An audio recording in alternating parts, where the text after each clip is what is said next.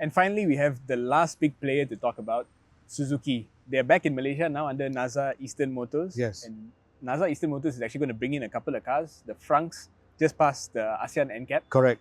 So we know they're actually going to launch more cars late this year and starting next year as well. So what did you see in Japan? Okay, we saw a small car, really small car, which is like the rebirth of the Alto. That won't come. Okay. Because they can't compete with our national cars because of the price protection system. So put that aside. Franks coming, yes, next month, confirm. Price not very favorable because they are CBU. Right. CBU, they don't have local assembly because they don't have the volume to go yet. The Jimny will still keep selling. They had the Jimny there, but there's been no changes because it's still selling itself. Yeah. They didn't have a new Swift. I was hoping to see a new Swift, but they didn't have a new Swift because they launched a Swift last year. Yes. But the e-Vitara was there. Okay, yes. Now, the e-Vitara has been talked about for the last 2 years.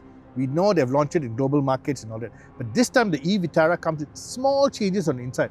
But what I noticed was, the small changes inside is basically bigger screen, digital meter, all these little things that, again, to counter what is coming out of China. And the e-Vitara looks very nice. Plus, if you think about it, the Vitara name in Malaysia has got a lot of appeal. Yeah, it's a familiar name here. Do you know that the Vitara was actually the first proper SUV to come to Malaysia under Lion Suzuki many, many years ago, before you were born, before Mr. Cameraman was born, you know? Okay. And I remember when I saw the Vitara, I said, wow, I want this, you know? Because why? Not the 4-door version, the 2-door version. There was a 2-door version.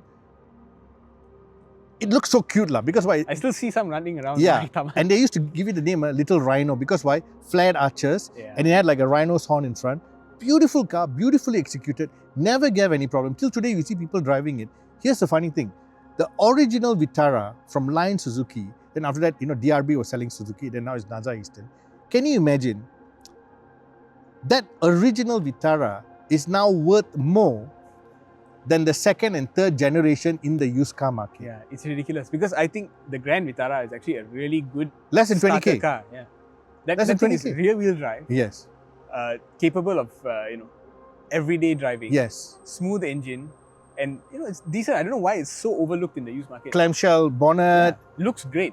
Every time I look at parts of the design, I'm like, people paid attention when they were making this car. Yes, and it's got that boxy look. Yeah, it's a beautiful car. It's just the front is a little bit angle, but the rest is boxy. Yeah. You got that rear wheel, spare wheel there, which people like in this 4x4s, and it's less than 20K. So I think Suzuki has got a revival coming. I think if they bring in the e-Vitara, boom.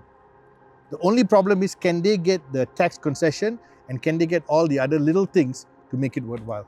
Yeah. So anyway, in a nutshell, that was the Tokyo Motor Show. We don't want to talk about the German brands, the Korean brands and all that, but we have one last small car to talk about, BYD. Chinese car brand.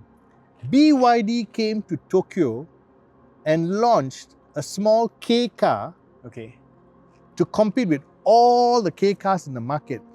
5 brands in Japan all have K cars doing very well. Toyota, Honda, Suzuki, Nissan and all that. But they got the K car that has got full electric and the BYD battery system. Okay. So I don't know how it's going to do. I don't know whether the Japanese will embrace it, but it got a lot of attention from the foreign press like us. Because why? BYD is doing so well in ASEAN markets. Will it come to Malaysia?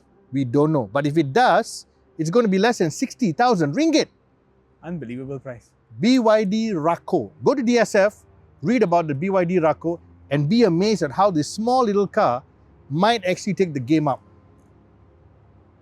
So there we have it. Japan Mobility Show 2025 wrap up.